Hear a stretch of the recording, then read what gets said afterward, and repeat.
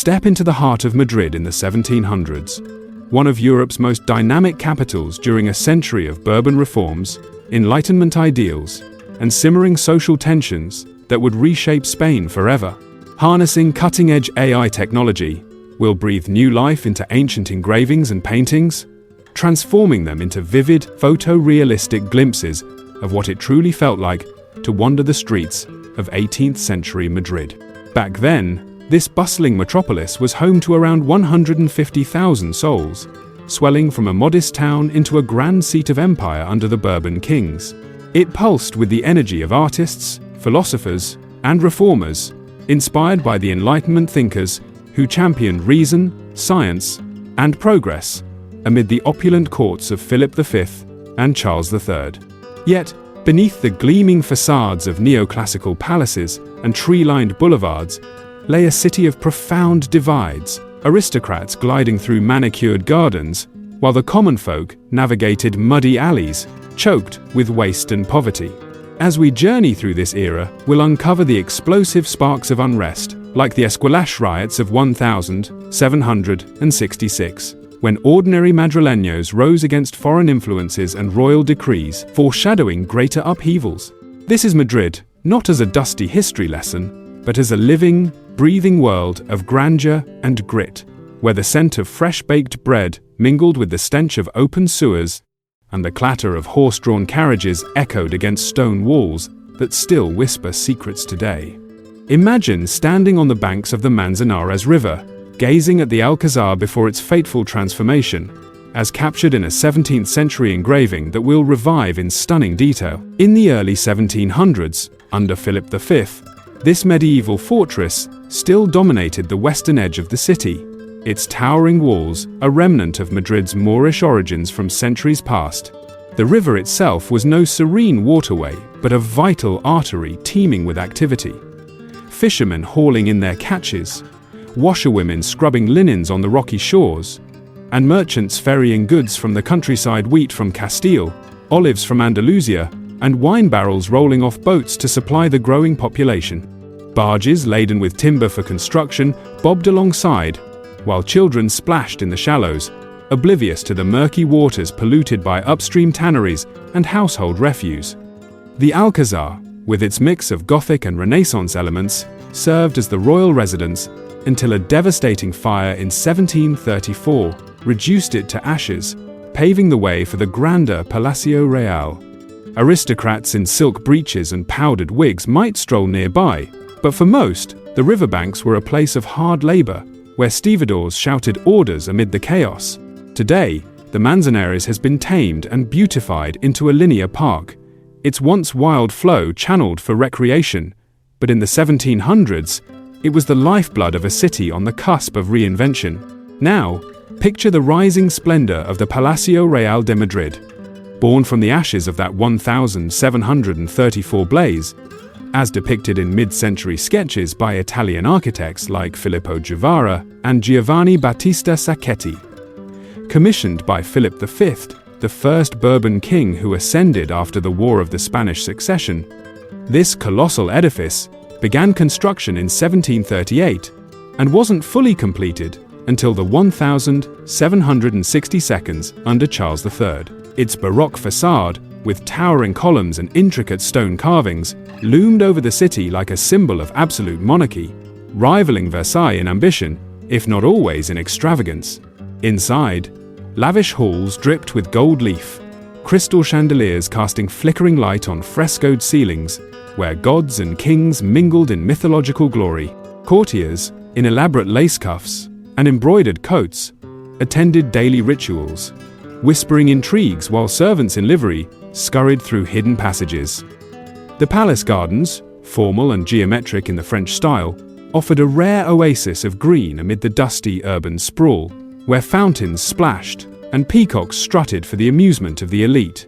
Yet, just beyond its walls, the common people gathered in curiosity or resentment, their simple woolen garments a stark contrast to the opulence within. The air might carry the aroma of roasting chestnuts from street vendors, mixed with the acrid smoke from nearby forges.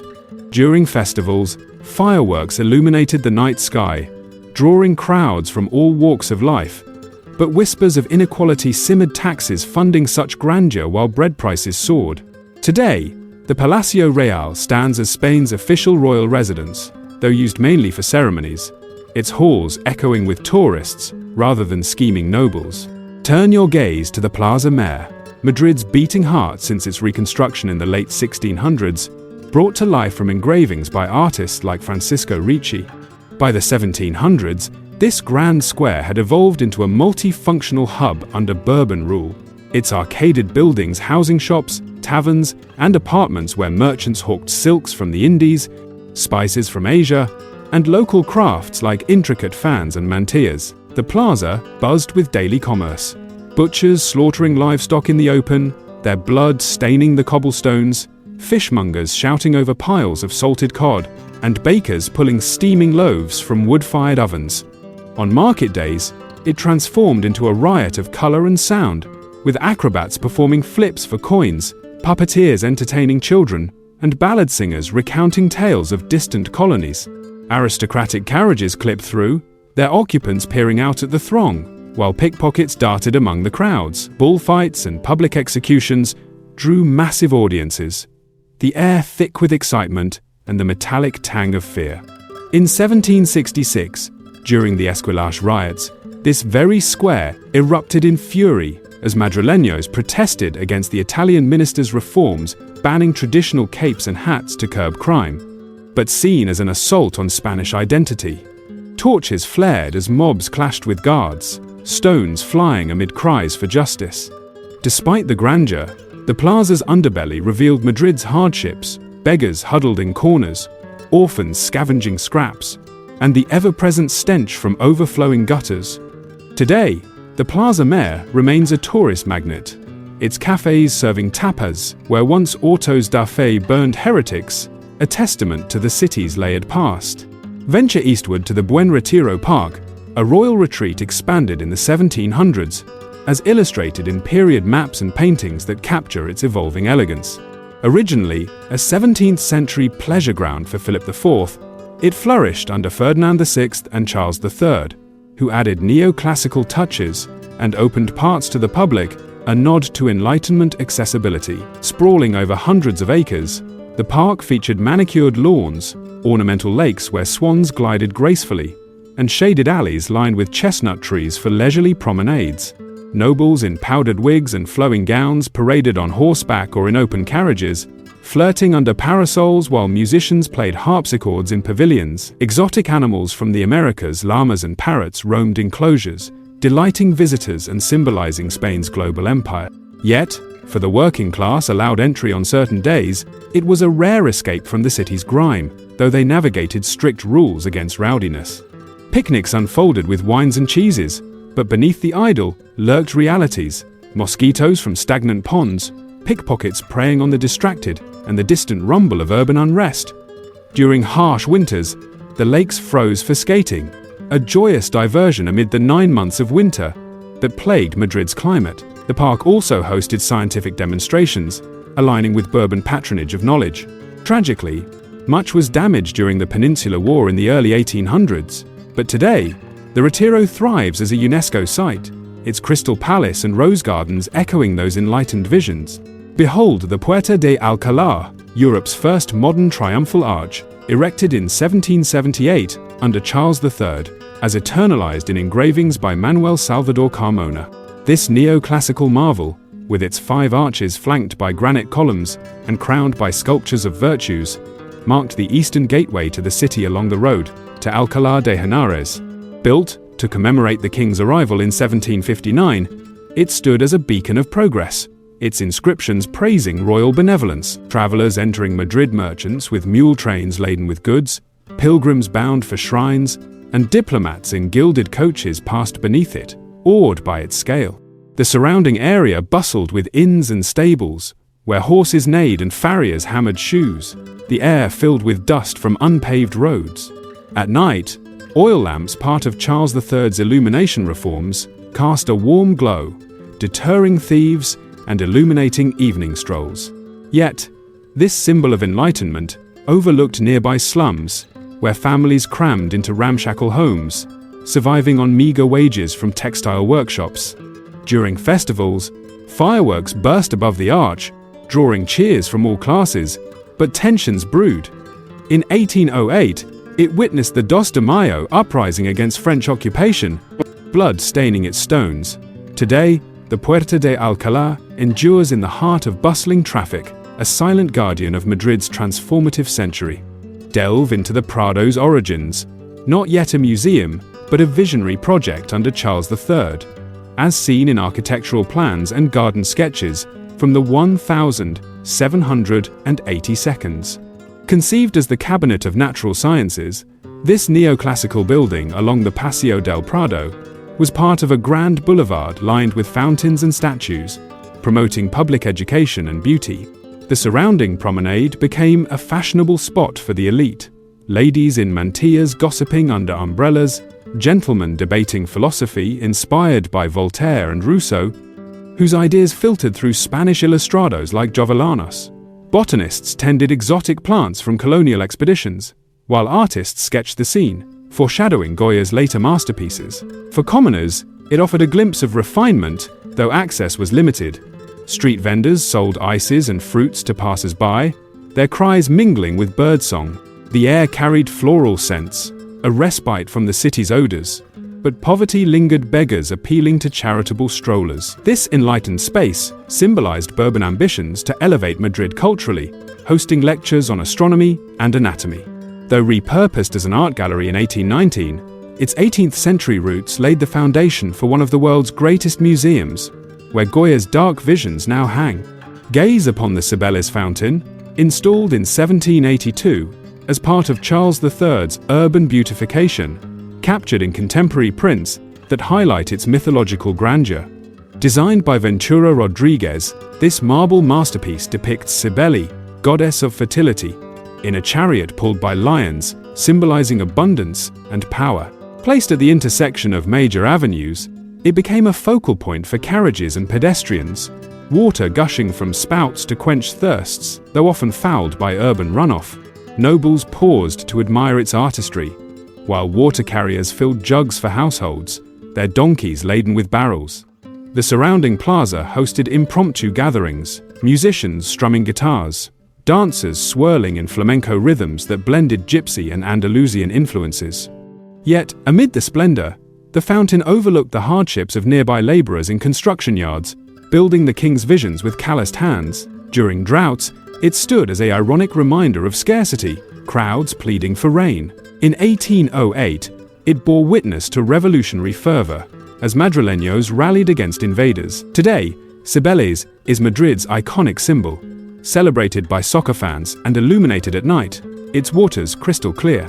Explore the Conde Duque Barracks, a Baroque fortress completed in the 1720s under Philip V, as portrayed in military engravings evoking disciplined might. Designed by Pedro de Ribera, this massive structure with its ornate portals housed troops guarding the capital, its courtyards ringing with drills and bugle calls.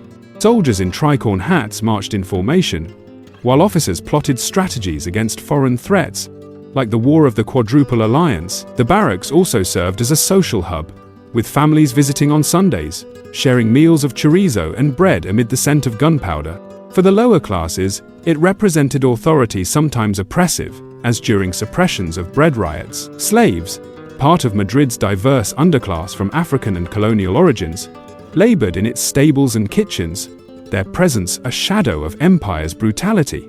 The surrounding neighborhood teemed with taverns where off-duty guards caroused, dice rolling and wine flowing. Though built for defense, it symbolized Bourbon centralization, quelling internal dissent.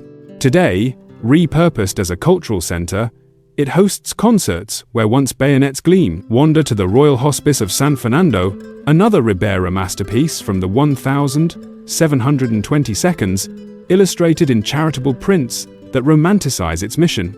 Founded to shelter the poor and orphaned, this Baroque edifice with its curved facade and bell towers provided refuge amid Madrid's growing inequalities. Inside, wards buzzed with activity, nuns tending the sick with herbal remedies, children learning trades in workshops, and the elderly sharing stories of bygone eras. Donors from the nobility arrived in coaches, dispensing alms to earn heavenly favor, while beggars clustered at the gates. The air carried the aroma of communal stews simmering in vast kitchens, a rare comfort for the destitute. Yet, overcrowding bred disease, with cholera whispers in the halls. This institution embodied Enlightenment charity, influenced by rational reforms, but highlighted societal rifts, wealthy patrons contrasting with ragged inmates. During famines, it overflowed, doors straining against desperate crowds. Now the Museum of History of Madrid, it preserves artifacts from this compassionate yet turbulent time. Ascend to the outskirts for the Real Monasterio de San Lorenzo de El Escorial. Though 25 miles from Madrid, an essential extension of royal power as depicted in 18th century panoramas.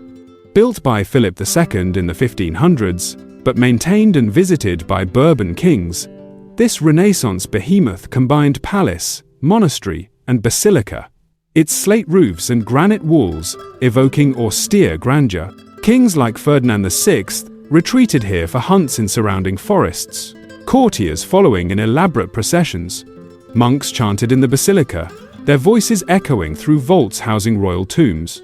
Scientific pursuits thrived in its library, stocked with forbidden texts smuggled past the Inquisition. Visitors marveled at the Pantheon of Kings, a subterranean crypt of marble and gold. For locals, it meant employment, farmers supplying provisions, artisans repairing frescoes. The crisp mountain air contrasted Madrid's heat, offering respite. During wars, it served as a strategic refuge. Today, a UNESCO site, it draws pilgrims and scholars, its halls silent guardians of Spain's golden age, lingering into the Enlightenment. Peer into the Alcalá Street, widened and modernized under Charles III, as shown in urban engravings of bustling thoroughfares.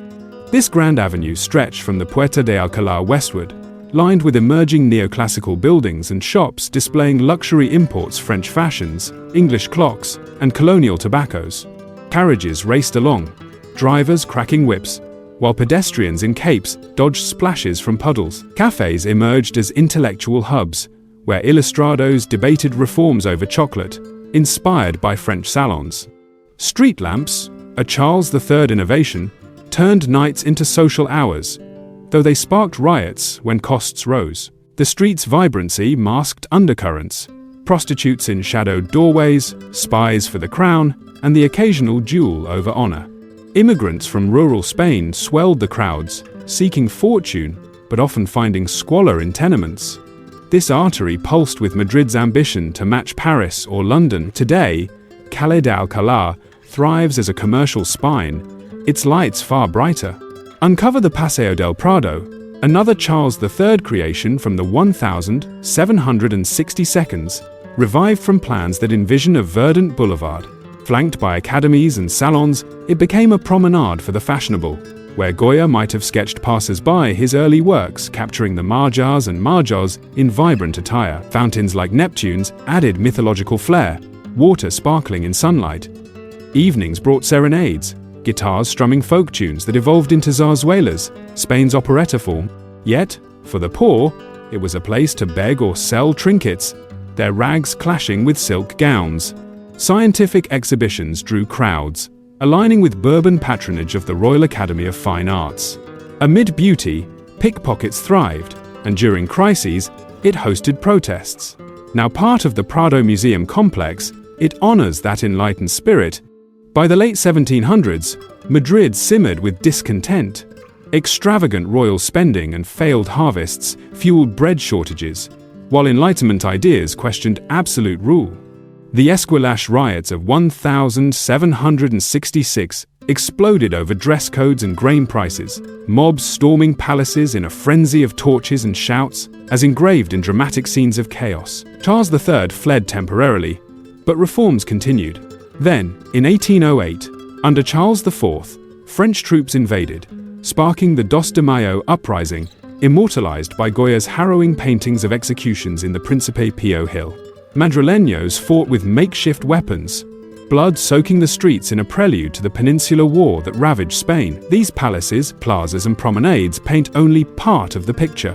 Behind the Baroque splendor, most Madrileños endured unimaginable hardships, crowded hovels, rampant disease, and the grind of survival. Yet, The Bourbon Enlightenment planted seeds of progress that bloomed into modern Spain, influencing art, urbanism, and governance worldwide. If this plunge into 18th century Madrid captivated you, share in the comments which city and era you'd love to explore. Next, perhaps your own hometown could star in our upcoming adventure. Thanks for joining this timeless voyage, and until next time, we'll meet you in the echoes of history.